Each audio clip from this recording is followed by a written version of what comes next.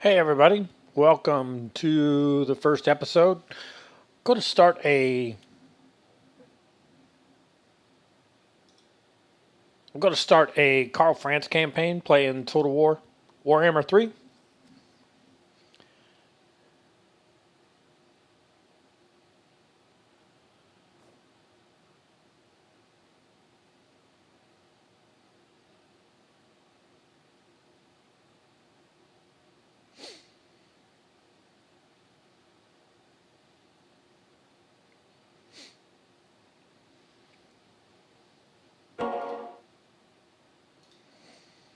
Those of you who are unfamiliar with Total War Warhammer 3, it is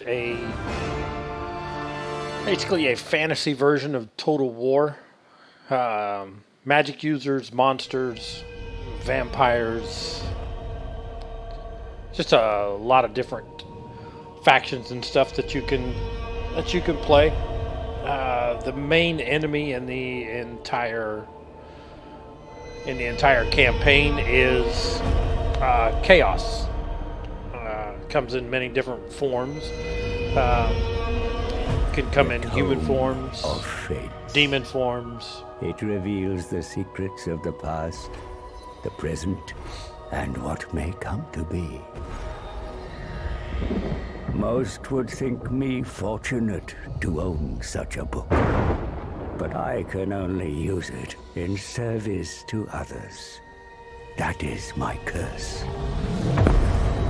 It wakes, tormenting me once more, feeding on the mysteries of this world, unraveling them into opportunity. But opportunity for whom?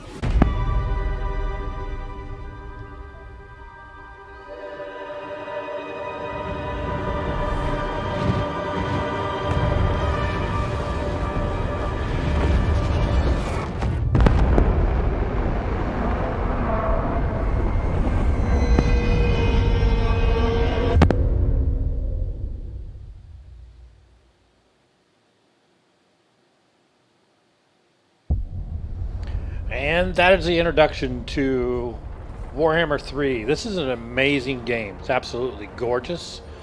We're going to start a new campaign.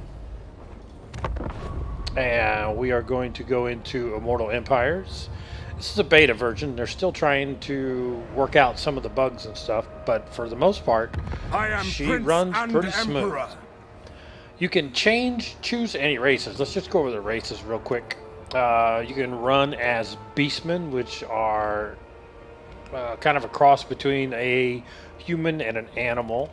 Bretonia basically is modern day France. The Demons of Chaos, which is the ultimate enemy in the entire campaign. We have Dark Elves, Dwarves, the Empire, which is what we'll be running today. Grand Cathay. It's kind of like the Orient version. Greenskins, which are orcs. High Elves, another great faction to play. A lot of people think that they're overpowered, but they are a lot of fun. Khorne is basically it's another version of Chaos. Kislev, basically modern day Russia. It's also, to a certain extent, a version of the Empire. They're kind of the friends and neighbors to the north. Lizardmen, these guys dwell in the southwest corner of the map. Basically, lizard humans.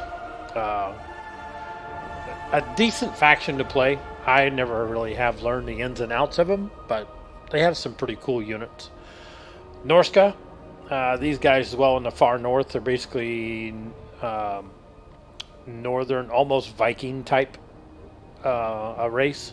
Haven't played them, but I'm looking forward to it sometime. Nurgle, another chaos faction. Ogre Kingdoms, these guys are just different races of ogres. I haven't played these guys yet. There's not much about them that even entices me to play them. So they're fun to fight. I just don't know if I want to run a campaign with them. Skaven, these guys are rats and vermin, and you would think that they are weak, but these guys have some extraordinary powerful weapons, and they can ambush you a lot, which will put you at a huge disadvantage on the battlefield. And these guys can just, even though their units are, they have extremely powerful weapons, the units themselves are kind of weak, but they can just overrun you in a blink. Slanish, another chaos. Tomb Kings, basically Walking Dead in Egypt or the desert lands. They are considered undead. Haven't played them, but I've seen some gameplay of them. They look interesting. Looks like they have some interesting units. I'm not even sure how this is pronounced, but I'm going to go with Zenith. Basically another Realms of Chaos. Vampire Coast. These are undead / pirates. Vampire Counts. Now, I have run a couple campaigns with the Vampire Counts. They are a lot of fun. Their magic is unmatched in the entire game. They are a lot of fun. Warriors of Chaos, this is the human version. And the Wood Elves. These guys run the deep forest. They're an elven faction, only they are specific to the forest. So we're going to run the Empire, which is basically just the human race. This is the character that we're going to run, Karl Franz. We also have Balthasar Gelt. He is a magic user. Marcus Wolfhart. He's a hunts marshal. It's basically, he's a hybrid type of melee versus missile type unit. And Volkmar the Grim. To be honest with you, I never ran Volkmar the Grim. I don't know any of the ins and outs with him, but we're going to run Karl Franz. And over here it tells you what his army is going to consist of right out of the gate. Great swords. As far as the actual overall game goes, the great swords are not that strong when it comes to melee infantry, but they are the strongest melee infantry that the Empire has. Handgunners, these are basically riflemen. And if you look down, if I can do it, there we go. This gives you their stats, their armor, their leadership, melee attack. If they get in melee, these guys you don't want to get in melee. These are missile units. They want to be firing from far away. These guys, archers, crossbows, you don't want these guys in melee. So this gives you your melee attack, melee defense, their weapon strength if they do get in melee. Charge bonus, which is basically nothing. Ammunition tells you how many bullets they have. Tells you how far they can shoot. It's either 145 feet or 145 yards. I don't know. And their missile strength is 17. But this little emblem right here states that they are armor piercing. So it doesn't matter if the foe that you are trying to shoot with them is heavily armored. These guys will go through the armor to a certain extent. Same way with the great swords. If you look down here, they have a damage count of 32, and part of that is also armor piercing. Reichsguard, he's our cavalry. This is a very strong unit to have in the early going game. Eventually we will go to a different cavalry unit. We have one artillery piece, mortars, and this is the lowest artillery piece that you can get, but in the early game this is still very vital to have. This is a nice little asset. We will eventually go into Hellstorm rocket batteries. You'll see what I mean as we go along. Swordsman, this is basically the introductory level of great swords. These guys have an armor of 30, where the great swords have an armor of 95. So you can see that they are a little bit less. Leadership of 60. Basically, leadership is how long are they going to stay in battle before they get scared and run. The higher the leadership, the more they will stick around. Speed, when it comes to infantry units, not that much of a factor. Melee attack, melee defense. The higher the melee attack, the better chance they have of making contact and doing damage. Melee defense is the better chance that they have of dodging or parrying your opponent's attack. So the higher the melee attack means you're going to hit more, which is going to cause more damage. The higher the melee defense, which means you are going to dodge more shots and keep your own rank healthy. So the higher numbers in both of these is a good thing. Weapon strength basically just tells how strong your weapons are. They have a weapon strength of 28 versus the great swords of 32 and armor piercing. They also, if you take a look right here, if I hover over that center one, they have a bonus versus infantry, which means they get some sort of percentage damage or percentage to hit if they are fighting other infantry. And that's basically about it for the swordsman. And then the last unit we have is called halberdiers. These are basically a higher version of spears. They are armor piercing, anti-large, so they get a bonus if they're fighting any of the infantry. And they have a charge defense. Any large items such as monsters, cavalry, anything larger than a human life, if they charge into them, they get a charge defense bonus against foes. Low armor, decent leadership. These guys they have a low melee attack, but they're not an offensive unit. They're a defensive unit. So if you notice, their melee defense is higher. It's a 42. It's pretty decent. Their weapon strength is a 28, but they also have armor piercing, and they have a bonus versus large. So you want to match these guys up with other cavalry, other monsters coming in, and they have a charge bonus of 8. Any special abilities that they have are down here. Charge reflection. When they are embracing, this unit deals additional damage when attacking charging enemies. They can hide in a forest, and charge defense versus large. So that's about it. We're going to start here with Karl Franz. And this is the entire map of the campaign. And we will be in this little red dot. All right. The high elves are in this area. The dark elves are in this area. The wood elves are in this little forest right here, plus sporadic elsewhere. The lizardmen, they're starting out down in here. The tomb kings are generally down in here. This is mostly greenskins, the orcs.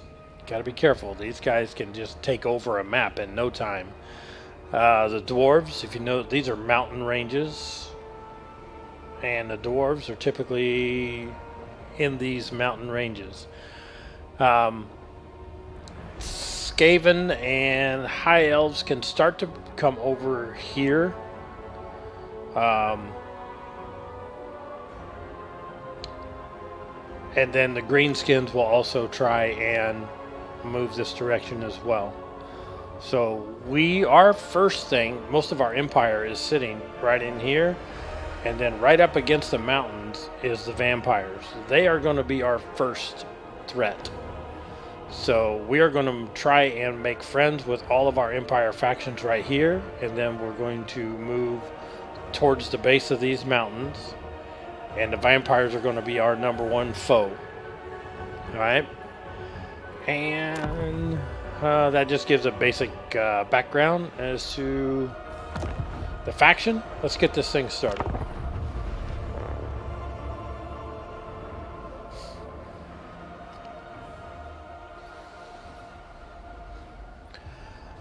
I've been playing Warhammer since the very first game came out.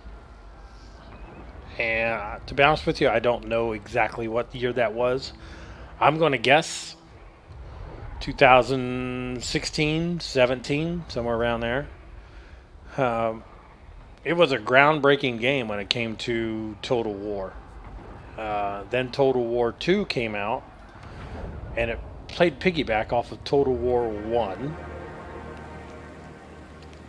Now is the time, men of the Empire, to unite! Alright, quick pick top from Karl Franz. So this is, if you this is our main city. This is our capital, Altdorf. Let's zoom in here. And we need to take over. These are successionists. These guys used to be under our rule, and they decided that they didn't want to be under our rule anymore. So this is our first immediate enemy. We need to conquer the Empire Successionists, the city of Grunberg, the city of Oberreich, and the city of Eilhart. This is kind of modern day Germany. Then those 4 cities, if I click on Altdorf, that's Altdorf, Eilhart, Oberreich, and Grunberg. Those 4 cities consist of a province.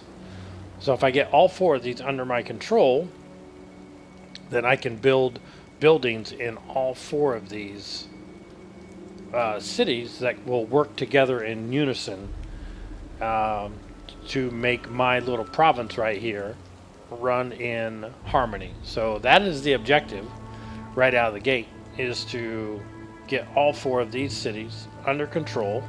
And then I'm also, if you take a look, this is a fort. It's in one of the mountain passes. It's called Helmgart. But if you take a look at the flag, it matches this guy's flag. So this is also under the Empire Successionists rule. So my first objective is to take Grunberg, Oberreich, Eilhart. And then we're going to take Helmgart just to get this faction destroyed. Alright, so my neighbors to the north of me, if I hover over this, get my mouse to operate, over on the upper right hand corner of that pop-up that showed up, it says Midland, and it's a member of the Empire. And these will be guys that I want to basically buddy up with, get trade agreements, treaties, that type of stuff. And we can do that through this button here, diplomacy. Negotiate with other factions to form treaties or exact demands. So I want to get these guys friendly with me. Marienburg is another human faction. If I can get these guys buddied up with me, it's great. If not, it's not that big a deal. There's another faction on up here. Is that still... That's still Midland. Alright, these guys up here. Way up on the north coast. This is Norska, where the Vikings are. So these guys are Nordland. So these guys are another Empire faction. If we want to try and buddy those guys up.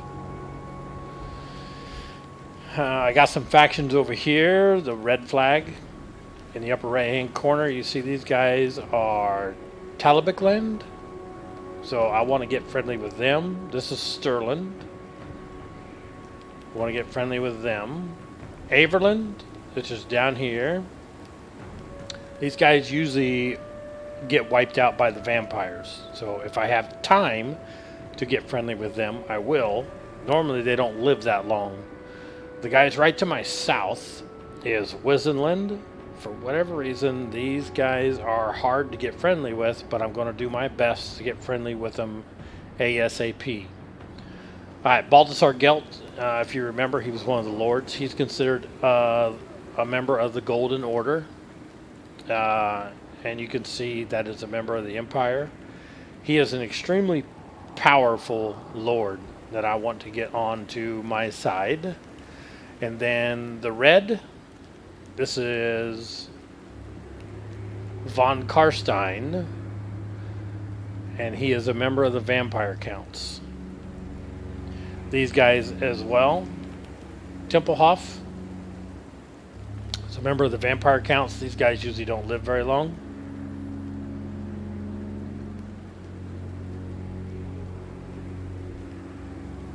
So this is going to be the area that we basically concentrate on to start with. So let's get this started. First thing I want to do is you have a technology tree. So these are buffs and improvements that can be done to either your faction as a whole or to your army. So the first thing I like to do is tithes and rebates, and if I hover over there, it gives you a little pop-up. It will increase our growth by 10, and it will increase public order, which is control, by 2. And it takes 5 turns for it to complete. So that's going to be the first thing that we do. And then I'm going to go into diplomacy right out of the gate, because you tend to have, the more powerful you are, you tend to have a better idea or a better chance of gaining some diplomacy. Like if I was to fight this guy first, I'm going to get some of my guys hurt, and I'm not going to be as near as a powerful army after this battle as I am before. So my best chance of getting people to sign deals and treaties with me is to do it before any of my guys are hurt. So this is me, and then this is whoever I'm talking to. And I can change who I'm talking to simply by clicking down. What? Who calls? This here. All right. So what I do is I go to quick deal. So, what? Yes. And on this one, this is anybody who would agree to give me a non-aggression pact. Anybody in green will agree to give me one. Midland is the guys directly to my north. So I want these guys first. So we'll go non-aggression pact. Approach us, friend, And then make your offer. Anything here that is in green, we can also add to it, and there's nothing. And it gives me a bonus, it gives me a positive score of 2.7. So 0 means 0 or higher means that they will agree to any of these treaties that you are offering. So if you have a 2.7 or anything over 0, that means that they will easily agree to it. And if you hit this middle button, it'll say balance the offer. Because they're a positive 2.7, I know I can get money out of them. So I get a non-aggression pack plus $352. And now it's only at a 0.03. So instead of just getting a non-aggression pack and leaving it at 2.7, all I did was balance it. I can get a non-aggression pack, and they'll pay me $352. All right. And they have accepted. So that means the non-aggression pact means that you and I will not declare war over each other. All right, so The Empire. next, Sterling and Talabik land, both of which I can have positive results from. Wisenland, as you can see, which is right straight to the south of me, they are a 0, but I guess they're on the negative side of a 0. So let's just see what it would take. Surely an agreement will be reached. So they will But are we not do all it sons of Sigmar? straight out of the gate. So if I balance it, I want to know, what do they want? They want $74 and a non-aggression pack. And I'm going to take it because Wisenland is vital to start getting a good relationship with, because they're going to give me military access to their land eventually, but we got to start somewhere. So I'll give them $74. What? All right, Talbot land, All right. non-aggression, and you can see we have some others here in come in green. peace. So I can also add a trade agreement onto it, and I'm offering them 59 per turn. They're offering me 119. I'll take that. I get a bonus out of that. And then military access, which basically means I can run into their country and they won't view it as trespassing. They just view it as, hey, there's our neighbor coming in. And we have a positive score of 3.9. So let's balance it out. So right now I'm getting a trade agreement, non-aggression pact, military access, and they're going to give me $586. On it. I will take that. All right. And Sterling. Non-aggression pact. What else can we get? Surely an agreement will be Nothing reached. at the moment. But are we not all Eventually sons that'll of change. Sigmar? So let's balance it out. Non-aggression and 352. Affirmative. We'll take it. The Empire. All right, so does anybody else want to do it? This is trade agreement, and this is Kislev.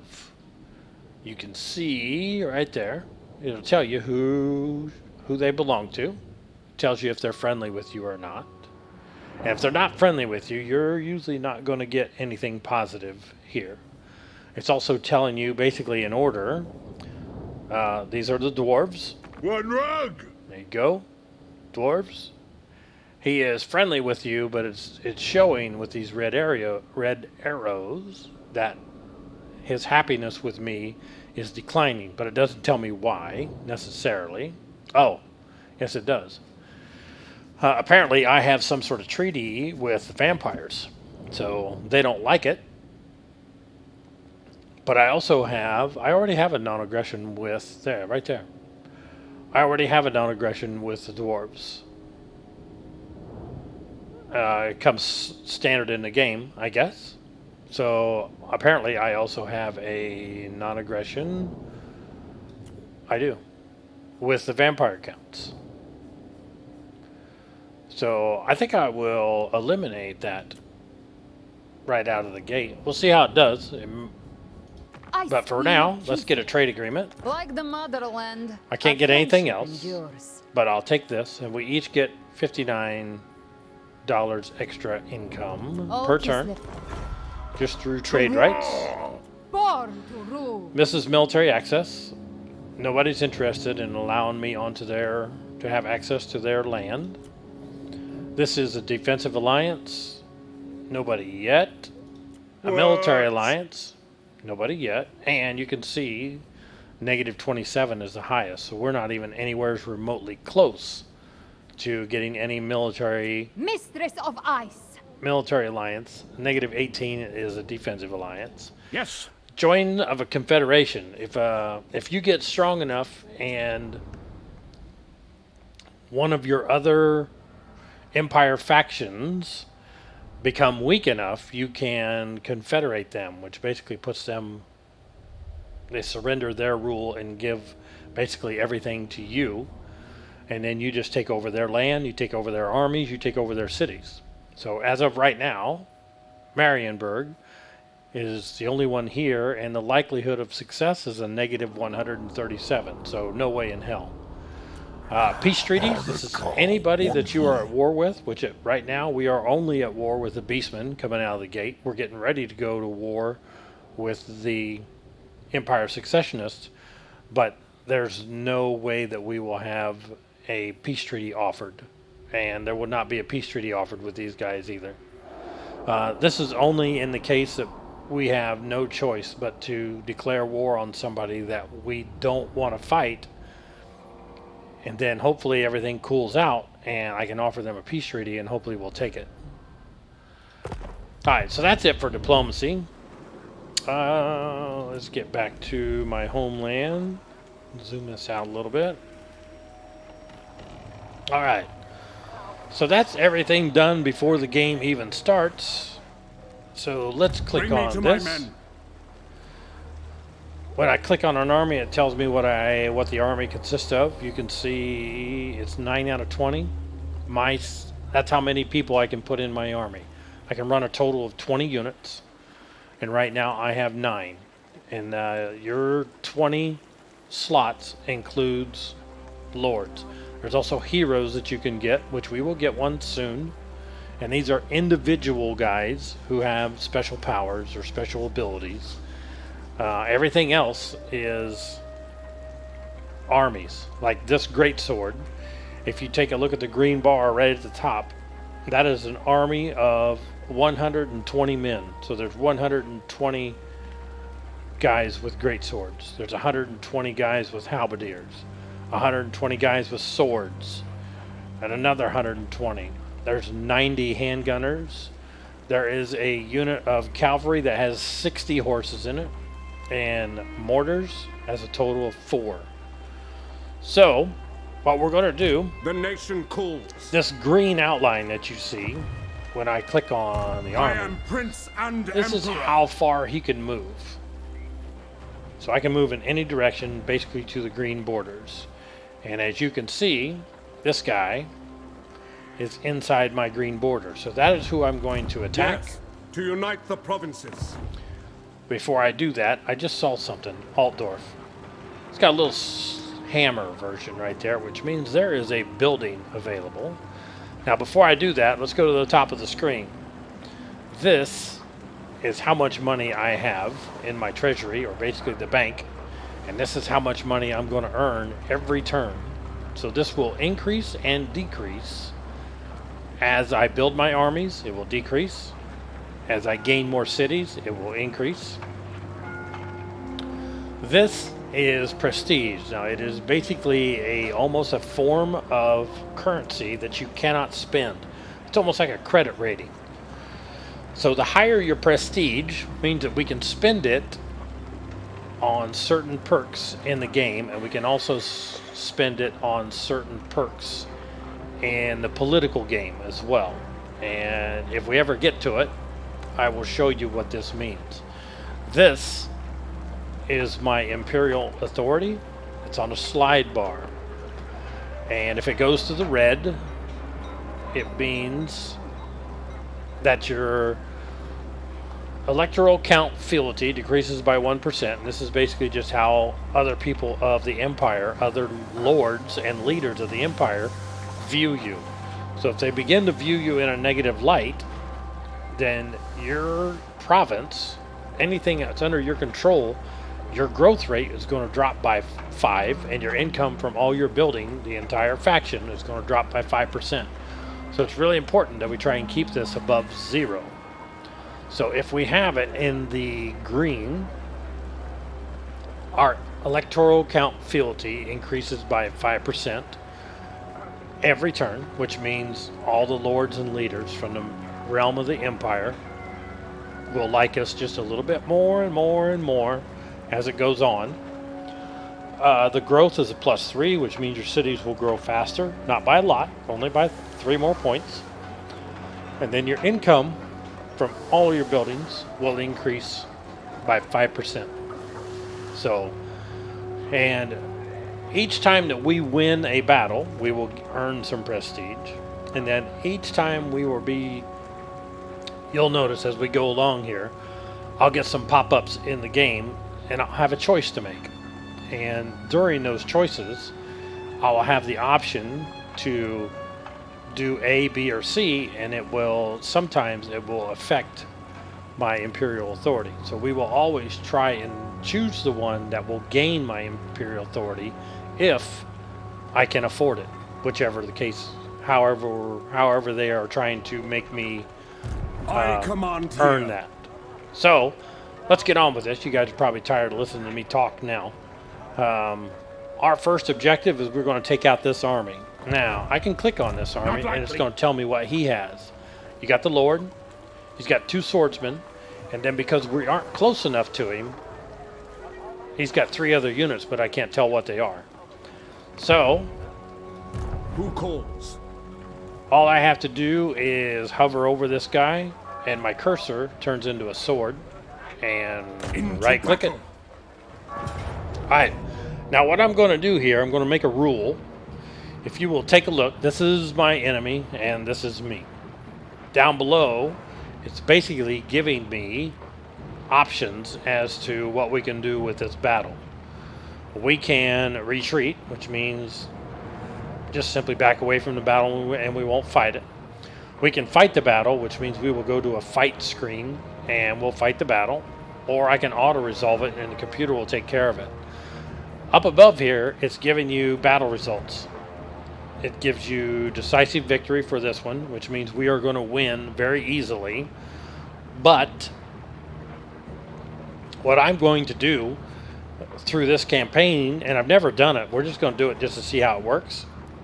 The only time that I will do a decisive or an auto-resolve, which means the computer will just fight the battle for me, I will only do those in the case of a decisive victory or a decisive defeat. I'll let the computer handle that because we're either going to win very easily or we're going to get our asses kicked very easily. We'll let the computer handle it and we'll move on just to keep the game going. Anything in between that, we're going to fight them. And we're going to see just how we do and how long we last. I've never done it. So we'll see how it goes. But because this is the first battle of the campaign, we're going to fight this, and it will also give you kind of an introduction as to how this thing works on the battlefield. Mic off. Mic on.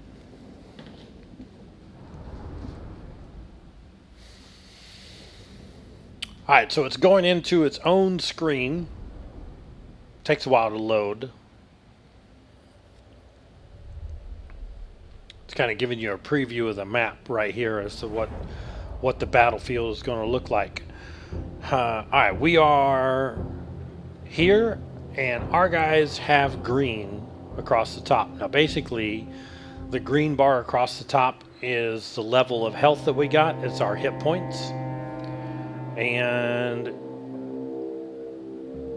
if I hover over that, that is swordsman. But if you go to the left side of the screen, basically right above my webcam picture, it gives you, you'll see a green bar there, and it says 8,280. That is the amount of hit points that I have. So as my guys take damage, those hit points will fall off. And as they fall off, this green bar will get shorter and shorter and shorter and shorter. The white bar underneath of it is their level of leadership, which means how confident they are in the fight. So as they enter battle, if they happen to be losing that battle, then their leadership will begin to drop. And if it drops too low, you'll see a little white flag raise right above their green bar, and it basically means that they are routing. They're scared, they're getting beat, and they're going to flee self-preservation and try and leave the battlefield before they all get killed. A lot of times they will flee, and if they get left alone, they'll kind of regain some of their confidence and they'll come back into the fight. If the white flag turns into a skull and crossbones, then that unit is broken, and it means that they will never come back into the battlefield. They are leaving the battlefield and they're gone for good. So right now we are going to set our formation. So cavalry, yes, we can set up anywhere inside the green line. And if you go to the back right here, you can see a white line. That is actually like the extreme limits of the battlefield. Nothing can happen outside the white lines. We can set up anywhere inside the green lines. The enemy can set up anywhere inside the red lines. So I'm going to set my cavalry over in the corner. Whoops, hit the wrong button. My bad. Alright, so I'm going to organize my infantry unit. I want the halberdiers on the left, one unit of swordsmen, my great swords, and then another unit of swordsmen. This is my infantry units. I'll run them there. Now, what I like to do, especially when I have handgunners, is separate these guys just a little bit and give me some shooting lanes. Great swords! Swordsmen! Handgunners! We are ready, sir! There we go. By Ulrich's wrath! And that gives me some shooting lanes that I can shoot into. Now, eventually, I'll set my lord there. Eventually, I will get some other units. Handgunners are great, let me tell you, but you can't shoot over anybody. So that's why you have to have these shooting lanes. But what I'm wanting to do, eventually I will get to the point where my army will consist of 3 handgunners, and then I will have crossbows behind them. The reason I like crossbows is because they can shoot over in an arching fashion over my front line. Let's set the artillery. Just don't want the trees to block them. Oh, held in heaven. Blessing on your name. There we go. Alright. Show us the foe! Let's put the handgunners. Very Let's well. get them grouped together. My That's lord. an order! To arms, men! And See to it! the artillery. Once you hit start, sometimes the enemy will not advance on you. And sometimes you will have to advance on the army, onto your opposition. But I fought this battle enough that these guys will advance. So we're just going to stay put. And here they come. My artillery will begin firing. If you take a look at that big V, that means how far he can reach. And there's my handgunners. So the handgunners can only reach that far. So once these guys approach into and get close enough, then the handgunners will start firing on them as well. Now I can change who these guys are going to fire on, or I can pick specifically who they're going to fire on. So I will choose, I'll choose the swordsman. Sigma guides us! And I will move the Reichsguard. Reichsguard! That's Just me! move them to that area. There goes more mortar fire in.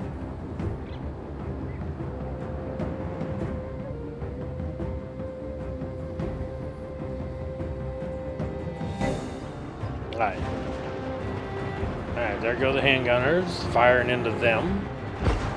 These handgunners, Weapons I at will the ready! make them shoot into the guys right in front of them. Alright, so let's put the mortars to the swordsman. And Reichsguard Knights! cavalry. I'm going to move you down the hill and I'm going to charge the cavalry. Alright, we're going to pause this. Cavalry, I'm going to move them down the hill and then I'm going to charge them right into the crossbows. And if the crossbows, they're getting fired upon by the handgunners at the moment. So if the crossbows are even still a factor by the time that these guys get down the hill, I'll have the cavalry take them out. Right now I paused it because we have some issues that we're going to take care of right here.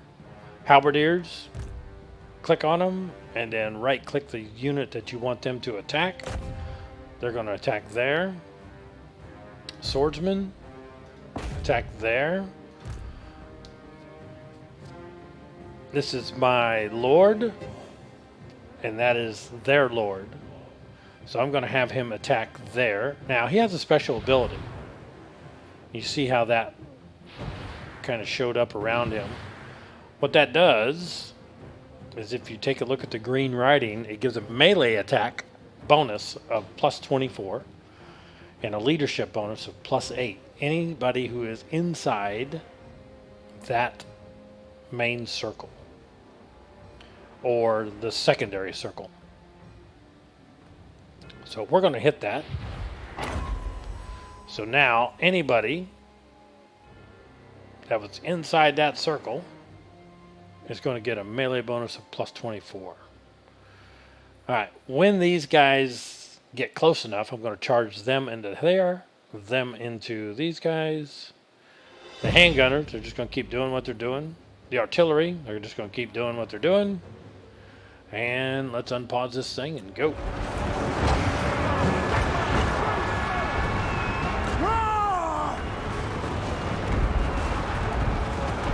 Alright, we're going to move. There we go. They're going. Reichsguard Knights! Alright, so we're going to charge the cavalry in.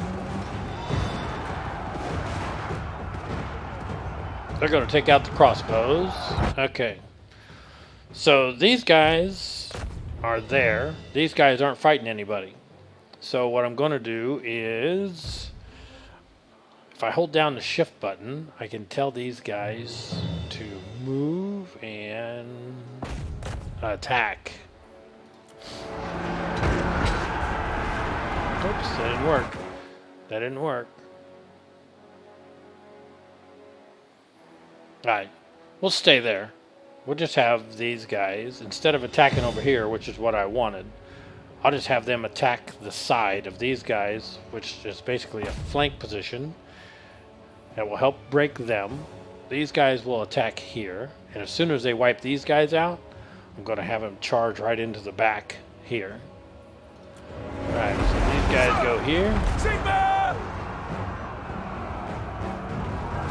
Alright, want to point something out to you. As soon as these guys attacked on the flank, their leadership bar, which is the white bar, is basically non-existent. Their red bar means that that's how many health points they have left. They don't have a lot. They are pretty badly injured. That's where the white flag comes up. These guys are saying, whoops, we're getting our ass kicked, we're out of here. These guys as well. They're getting their ass kicked. They threw up the white flag. They're getting out of here. So they're running.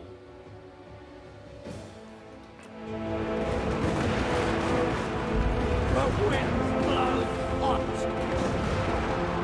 The Empire endures! Swordsman! Take the ground! Take the great swords over and hit them on the flank.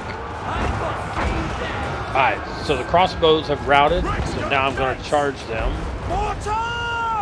Hold! I just stopped the mortars from firing. These guys are going to charge into the back of them, and that's going to cause them to rout. And right there is a victory. So there's a lot of stuff going on, which you kind of got to pay attention to in a battle. So, and that's why I do a lot of pause. Once in a while, I'll go down to slow motion. But I use everything to my advantage. And that is the completion of our first battle, and we are victorious. This will give you the number of kills that you have while the game is loading to go back to our game. So the Reichsguard had 85 kills. The guns had 71 and 25. We had 765 deployed. We lost 54. They had 571 deployed. They lost 322. So that was an ass kicking, but we knew it was going to be an ass kicking. And now the game is just loading itself back to the original campaign map that we started. So anytime that we go into an actual battle and fight that battle, we'll go into a battle screen separate from the campaign map.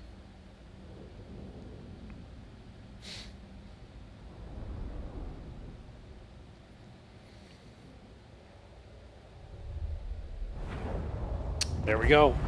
And we had a decisive victory, and if we gained anything in the fight, it will tell us. These are usually magical items, and this is a Talisman of Endurance, which gives us a ward save. Basically, a ward save is any type of damage, regardless of whether it's melee, missile, or magic. We get an 8%. That stuff will harm us 8% less than what it's originally powered. Down below, I have an option. I can execute any captives that we have, and every unit on our army will gain 100 experience. I can take the captives on and replenish my army by 16%, or I can pardon them, and my treasury will gain 293. It's basically a ransom. I really don't need the money at the moment, and I see that one of my handgunners has been hurt down a little bit. Halberdiers are down a little bit, and my swordsmen are down a little bit. So I'm going to take those captives and use them to replenish my army. And this will give me any effects of the battle. It's basically telling me that the lord of that battle that we fought has been killed in battle. And Yes. you can to unite see the provinces. I can still go in and advance into Grunberg and take that city all in this turn because it's all still inside this green pool. And I can continue to move on this turn inside that green pool. But I'm not going to. If you take a look at this line right here, it's a green line and a red line. If I stay on this side of that red line, I can recruit. I command here. If I cross over into the red line, now I'm in this guy's territory, I can't recruit. And I want to recruit more members for my army. And I can do that right here. Now I have my choice. I can recruit at the moment 4 different types of units. And this will change as I build buildings in my cities. So right now I can get another swordsman. Right now I have 2. I can get another one. I can get a spear unit. And I can get what's called Free Company Militia, which is basically a cross between a melee unit and a firearm unit. And I could get archers. Now the reason I usually choose archers, and there's 2 reasons why. Number 1, they are cheaper upkeep, $88, and they have over here on the left screen, like right above my webcam picture, it gives you their range, and they have a range of 120. If I go with the Free Company Militia, they only have a range of 90, which means they have to get pretty close before they can even fire the missiles. And if they're not protected, they may only get 1 round off, and then they're tied up in melee. So I like to go with the archers. Number 1, they can fire over friendly units and into the front lines, and they can fire farther. They have a further range, and they're cheap upkeep. So we're going to get 1 swordsman and 1 archer. It says we have a building available to build Altdorf. It's saying that we can take our city from level 1 to level 2. So we'll do that. It costs us 2,000. So now I have 4,628 left in the bank, and I'm going to earn 1972. So that's all we can do on this turn. With him swinging that hammer around, anytime that you see any lord on the map who is swinging that mystical motion, that means that they are in the process of recruiting. So let's end the turn. This will give all the other factions on the map, which there are 276 factions in the game. Now there's only 275. One of them just went down. We don't know which one, but one of them went down. So this is a huge game, 273. So some of the very small factions, they don't last very long. And you will, 99 times out of 100, you won't even know that they're around. All right. You remember earlier we was talking about heroes. I just got one. This guy right here. He is a celestial wizard. He's a magic user. So, let's take a look at him.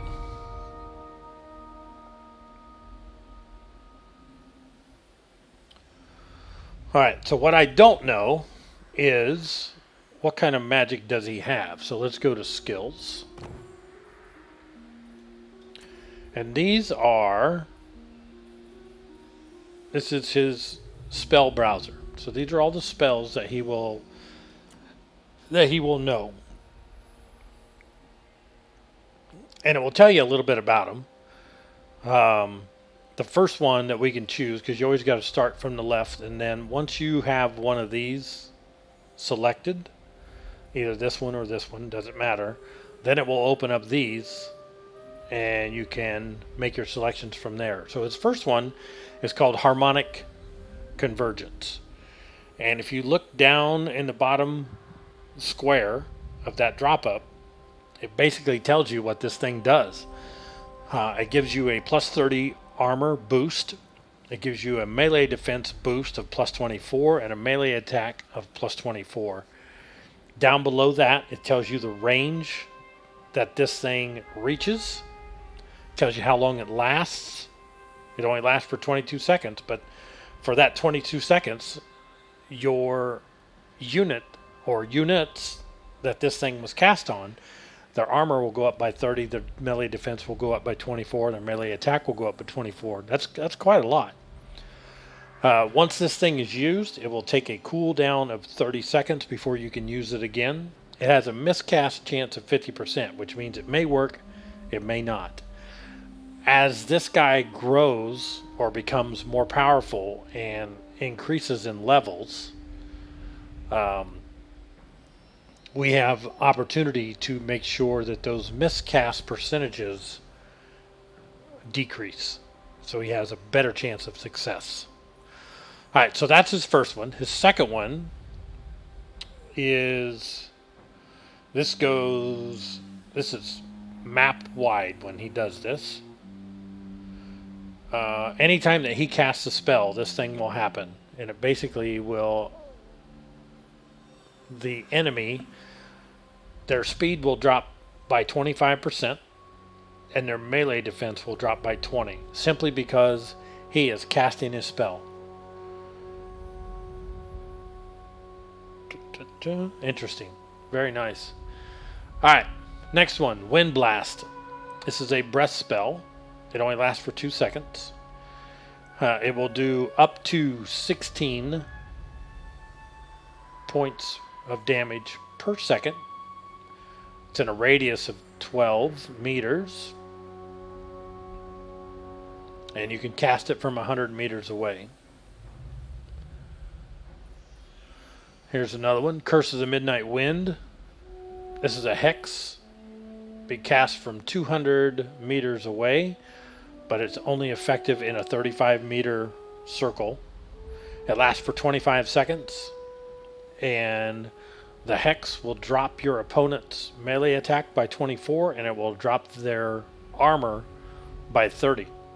So if I use that in unison with this, you can see how I can really overpower the enemy by using these two spells in a back-to-back fashion. I was thinking that there was a spell tree where we could actually see these.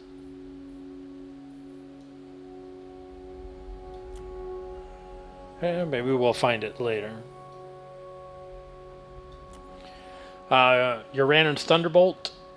This is basically a bombardment. This is basically lightning shooting from the sky to the ground.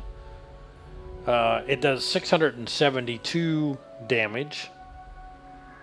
And it lasts for 4 seconds. It can be cast from 300 meters away. We'll get into the others as we go along. So right now we need to get him into our army. Summon arcane artifacts. So, alright, he is now in the army, and we'll be able to use him on our next battle. Alright, diplomacy. Let's see if there's anything that has changed. Sigma's will. Yeah, there is.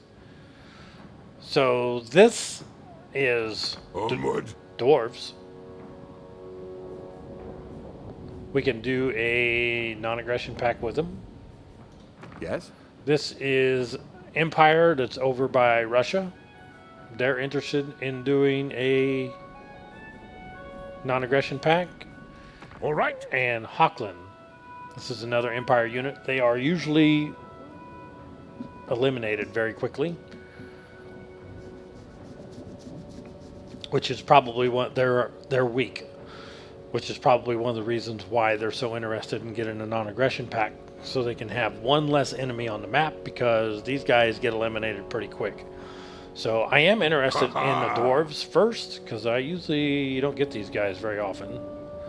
So let's initiate that. Non-aggression pact. I can't do anything else Let's balance it out. 315. Fine. We'll take it. Yes. And let's go Ostermark. Approach and make your offer. I can't get I anything make else no with it. promises to my assent. We'll get 265 out of it. I will. And Sigma's Hochland. will. I will listen. Hochland, I can get a but my trade agreement time with is it. Short. 58 per turn. And still at 3.8, so let's get some money. 579. Very We'll well. take it. The Empire. Any So- trade agreements? No. Military access? Yes. Midland, which is the ones just to the north of me. Come then. Only Sigma's god, Ulrich, can judge it worthy or no. The trade agreement with them is still at a -4, so this will eventually make its way to us. We'll get a trade agreement from them soon. But right now we'll get military access and $471. None shall question me. Military access? Nobody. Defense alliance, Aye. military alliance, All right. confederation, peace treaty. All right.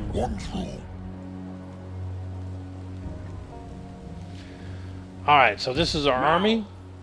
We got one more swordsman. Before we only had 2, now we got 3. And there's our archer unit. So now our army is up to 12 out of 20 because we also got the magic user as well. So let's hit Grunberg. What? Ulrich's will. This is a close victory. So remember, anything outside of decisive victory or decisive defeat, we're going to play them. So let's fight this battle.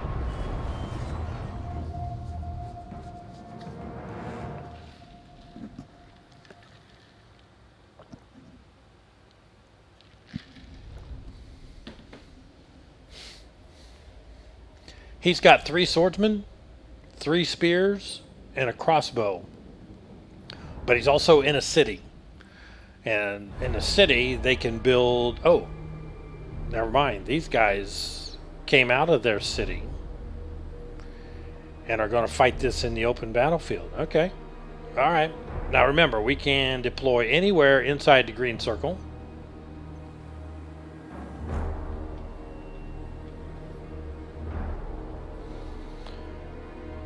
And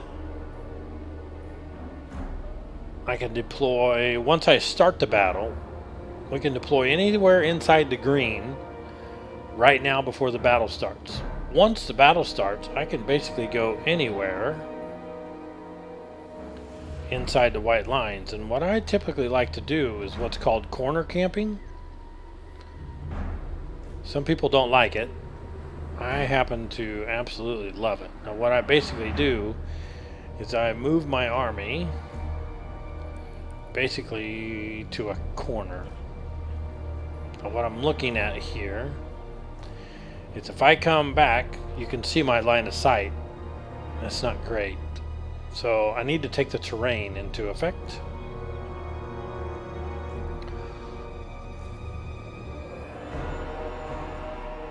And it looks like I may set this up basically right where I'm at, only towards the back. Alright, so Empire ensures. then once the battle starts, let me come up here and I'll spin this around. See that little hill right To the there? Emperor! Let us show our I'll move hammers! my mortars back to there, and then I'll set my missile units, my handgunners and my archers. It's an omen. I'll set them right in front of there. We'll have an advantage, high ground advantage. So we'll set that there. Spot us the target! Archers. For Heldenhammer! Handgunners.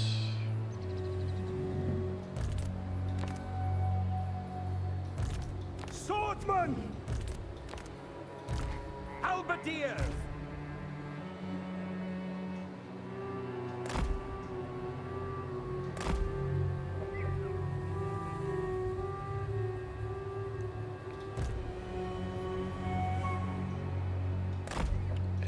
Swordsman! Then I need to create a couple shooting By lanes. Ulrich's wrath!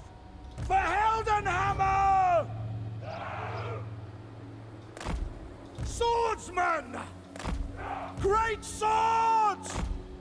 Swordsman! We are Sigmar's heirs! Handgunners! The Empire endures! By Ulrich's wrath! Handgunners! There we go. Swordsman! Face these guys out just a little bit.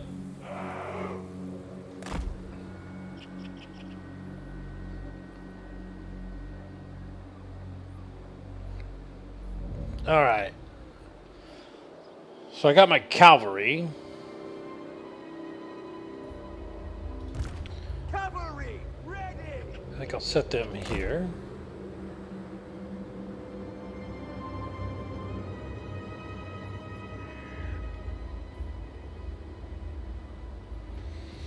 Alright, the magic user has very little armor. Not a lot of melee attack, not a lot of melee defense. So, we want to make sure that this guy stays protected. Remember, his biggest asset to us is his magic ability. So, I don't need him in battle ever. Alright, so what this wheel is you can channel magic. So it's not like an endless supply.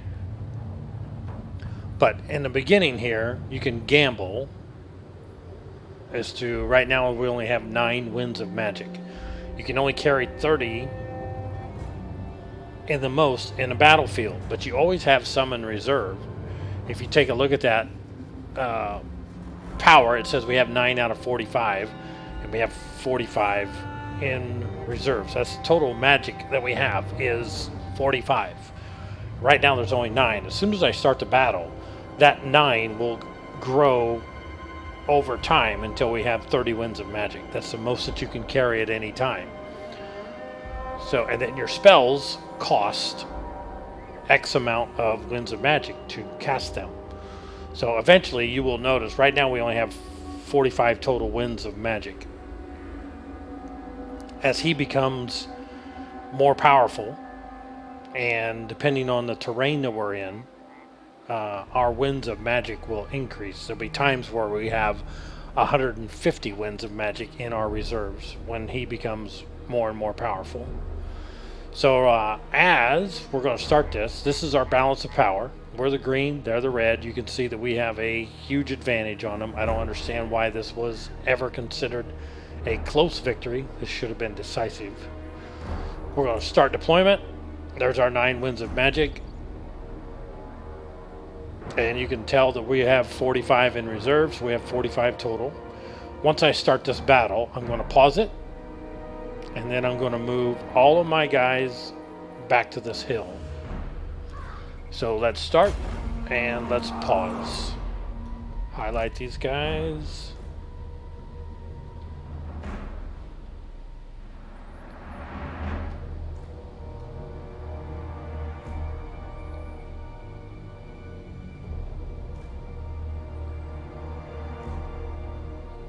Alright, we'll go right there.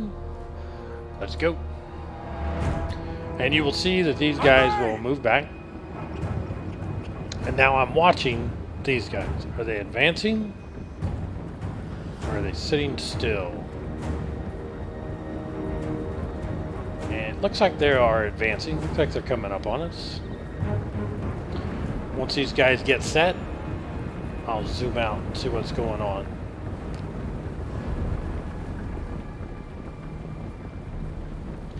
I can't tell, to be honest with you, if they are moving or not. I think they are. And the artillery, they are the slowest moving. But you can see the handgunners and the archers.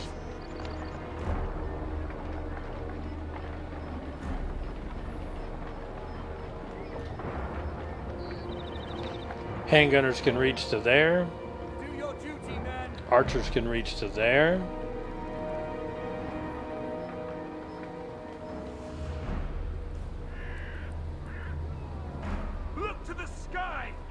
bloody moon!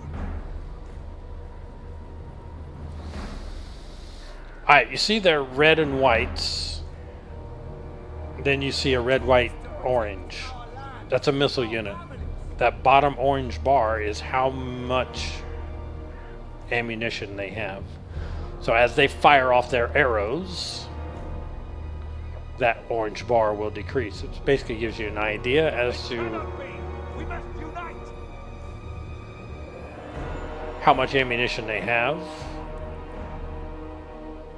Nation ready! So as of right now, the only unit that they have that I am concerned about is the crossbows. So that's how far the mortars will reach. So as soon as they hit that green line, I'm going to tell my mortars to fire on the crossbows. And go. Karl Franz!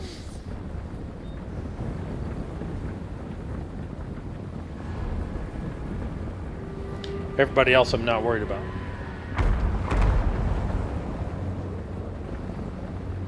These guys are going to try and dodge them all that they can. Awaiting command! If I can get the crossbows separated from the rest of the army, I will hit them with my cavalry unit over here.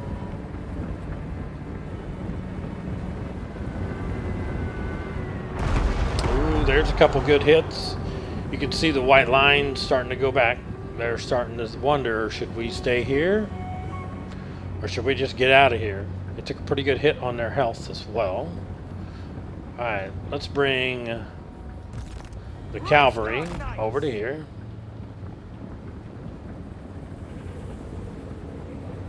And missile units, see, those missed. Alright, so from where they are right here, yeah, my handgunners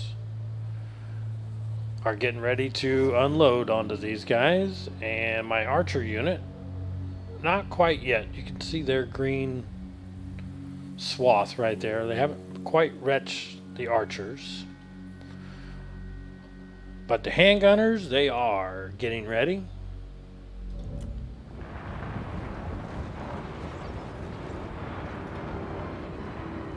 Sigma guides us! Alright, here comes the cavalry unit.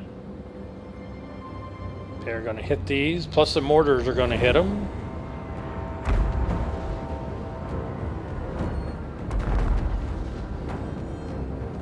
So they stand absolutely no chance. Alright, let's pause this.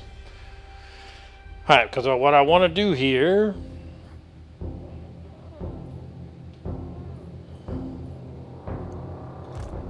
is these guys need to hit them. These guys need to hit them.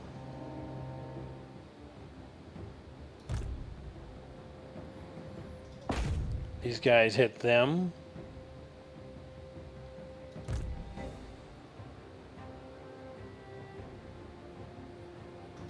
Those guys hit them. And you guys swing around.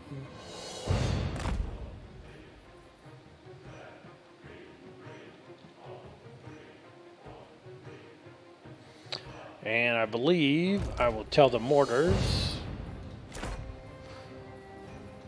stop firing.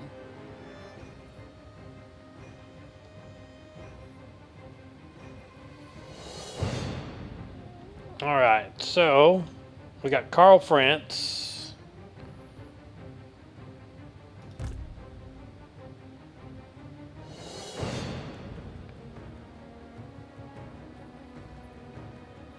I don't know where I'm going to use him yet. He's got the spell that we can use.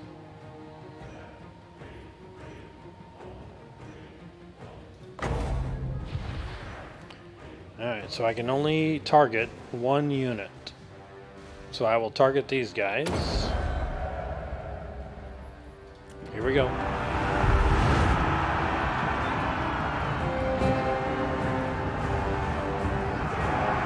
Hold off! To arms, men! For the Emperor!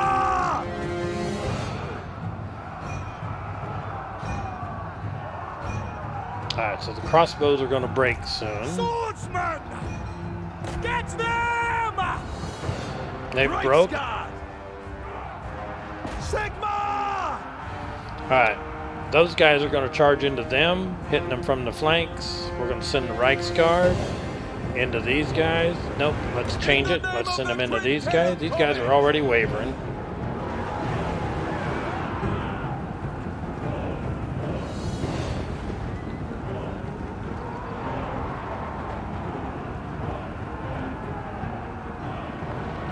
Alright, those guys are wavering. Formation march! Let's bring the Reichsguard back out.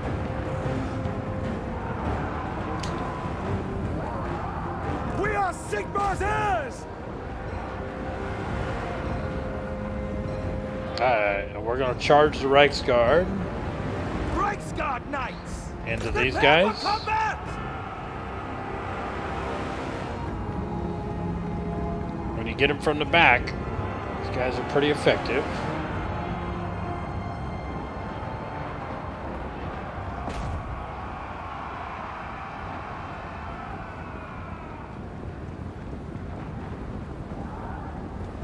The gods have abandoned us! Alright, the handgunners are pretty much taking care of everything else.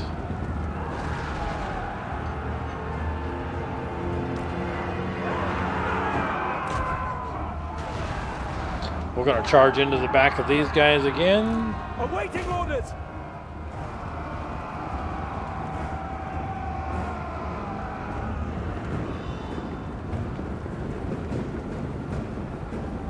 Look to the sky! A bloody move! Taking position!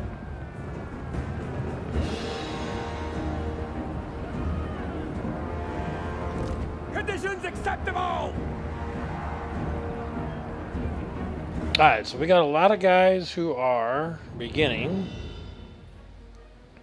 to come back to life. So let's put the artillery back on him. Swordsman, you go after him. Swordsman, you go after him. Let's cast another spell over here.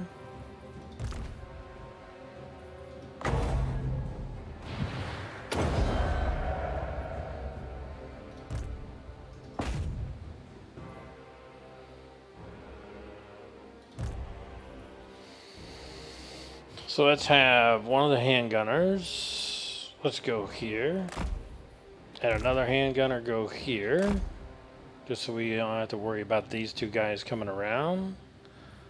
Alright, let's go from here.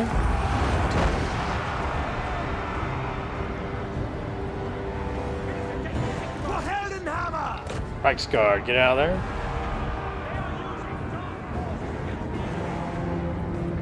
Alright, they're starting to break. And there's a victory. So, in the battle.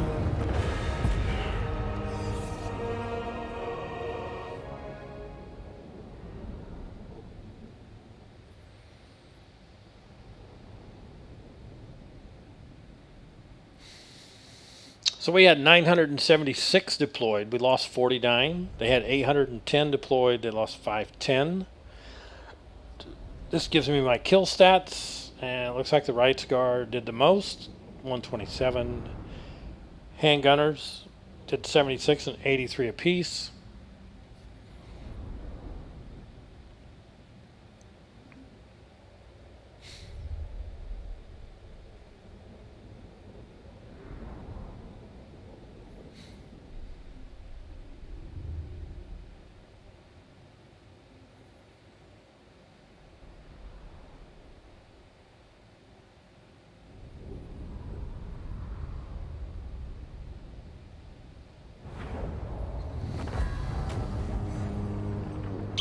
And we got a decisive victory. We gained 128 prestige. Gives us 314. 255. And Karl Franz got 1,329 experience. Now, we have the option to simply occupy this. We can loot it and occupy it, but it causes damages to the city. And we would only get 267 gold out of it anyway. It's not worth it. We can sack it, which means basically just rob it, and we can get 582, but it will still stay in the property of the secessionists. Or we can burn it to the ground, and we'll get 200 out of it. I need this for my province, so we're going to occupy it. That is now under my rule. You can see my banner flag. It matches the one of Altdorf. And you see these two banner flags are still on the Empire Successionists. So these, we need to get a hold of these two. Alright, so we gained a follower. And these are basically non-character guys who come into the army. They don't take any of the slots for the 20 units, but they do offer buffs. Casualties captured post-battle plus 10%. So that just basically means our prisoners of war at the end are going to gain by 10%. So with every battle that you do, you gain experience. And that's what this says here. Unassigned skill point. I am Franz. So it's Karl Franz. You can see his name right there at the top, or very vaguely here on the bottom left corner. That's, well, that's behind my webcam. So never mind. This is his skill tree. The blue line is campaign benefits. The red line is army benefits. The yellow line, both of these will be yellow line. These are Karl Franz benefits. And then up at the top are mounts. So our first thing that we will gain at level 4, which right now we are level 3, we will gain a barded warhorse, which is basically an armored warhorse. And then at level 12, we will gain an Imperial Pegasus, which is a flying horse. And then at level 16, we get Deathclaw. And Deathclaw is a cross between a eagle and a tiger. It's pretty cool looking mount. It's not that powerful, but it is cool looking. Now what I normally do is I try and start everything on this bottom line. This is campaign benefits. So like the first one, I can choose 2 things at the moment, because I have 2 skill points. So each one of these that I choose will cost 1 point. So I will do Route Marcher, which means that my campaign movement range on the campaign map has now increased by 5%.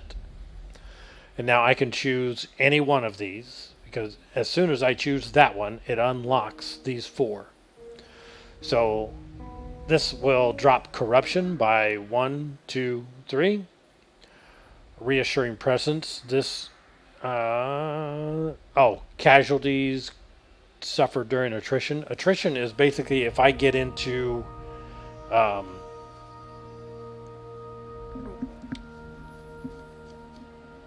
uninhabitable climate, mountains, snow, swamps, desert, my army will suffer casualties. Also, when I get into the lands of vampires, the vampire corruption, the chaos corruption will cause my members of my army to just die off. And it's called attrition. So if I choose these, my attrition will be less. Leaders of the Renown, my recruitment costs, this is what I normally choose. my recruitment costs for all of my units on the first one will be 5% less, then 10%, then 15% less, so I can build my armies cheaper. And then an iron disciplinarian, basically my public order or my control, will be a +1. If I choose enough of these, it will open up this one, and once I have this one opened up, it will open up all of these. And what I want to gain is all of Lightning Strike. There's 3 of them. 1, 2, 3. All of Quartermaster. 1, 2, 3. And then Headhunter. So we're going to go Leader of Renown. And now, anything that I recruit from our army will cost 5% less.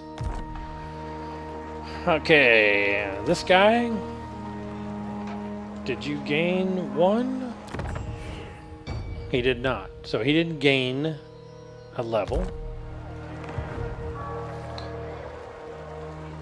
So let's check diplomacy again. Who calls?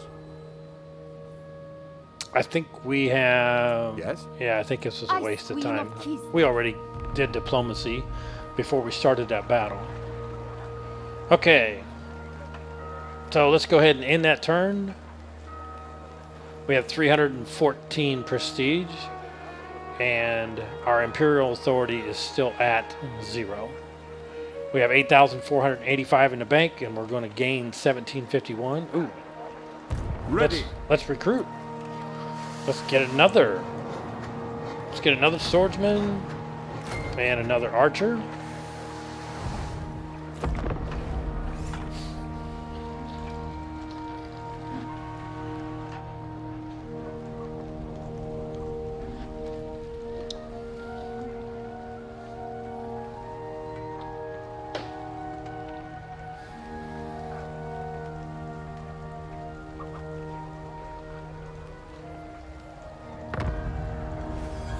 Alright, that is the end of that turn. Alright, my magic user just gained a level. So this is giving me any notifications. It's basically telling me that my garrison lord has not been moved. We know that because he just took over Grunberg. So we can skip that. And then I have an unassigned skill unit, and that is my magic user. So we will take harmonic convergence. Alright. So now let's do one more turn here. And then we'll stop this video.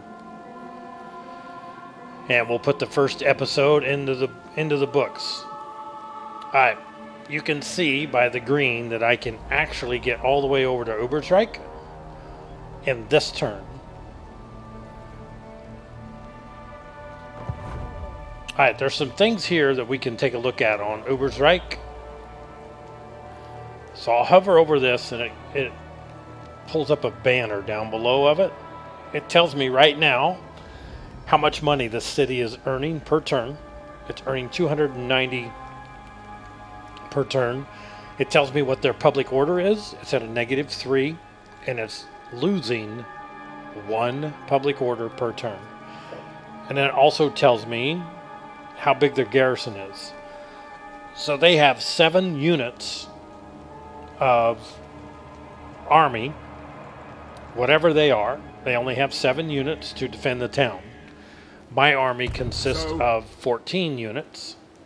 So it's 14 against 7.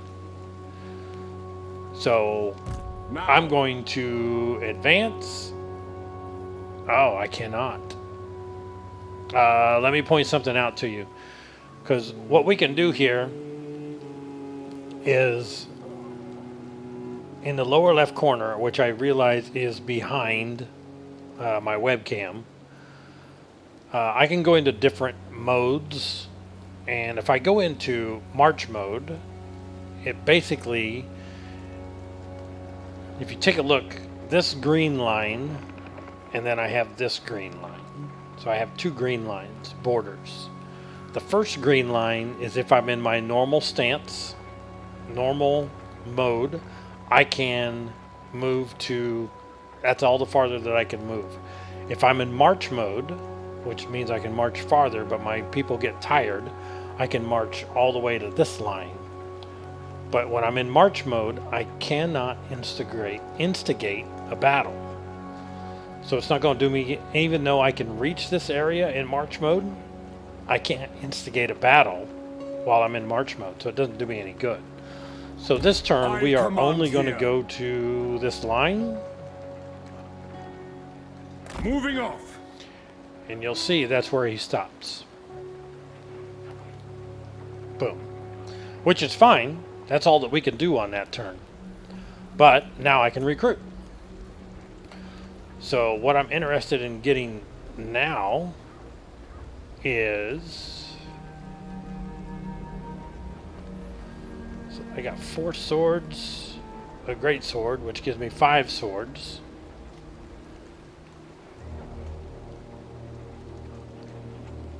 And a halberdier. So that gives me 6 infantry. Let's go just like we've been doing. Let's go 1 more sword, 1 more archer. That's basically all we do. Let's go diplomacy. Quick deal. Valiant Lord.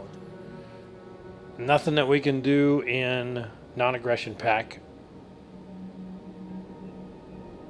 I can spend a little. Let's see what it will take to get those. The laws of They're a chivalry 0. demand, I hear But if I you. pay him 51, we can go non-aggression. I'll take that. You can have 51 If bucks. needs must. So, Let's go trade What? agreement. Nothing close. the Empire. There we go. There we go. These are good. Wizenland, which is the country or the province straight to my south, they're offering me military access, which is Yes. good because I'm going to need to be able to cross their country shortly whenever the vampires become a problem. Come So- then. so we will Only get Sigma's that. God, Ulrich. Affirmative. Who calls? And Hochland, they are, I'll never use them, but they are offering It is good to see fellow sons of the military Empire this day. access, and I can get some money, 600 bucks out of So them. be it. Kislev.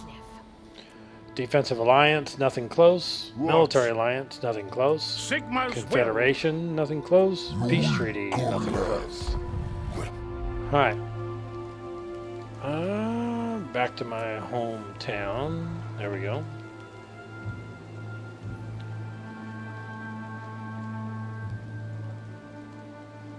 Alright. Let's advance this one more turn, and as soon as this thing comes back around, I will pause the video and then we'll take a break there.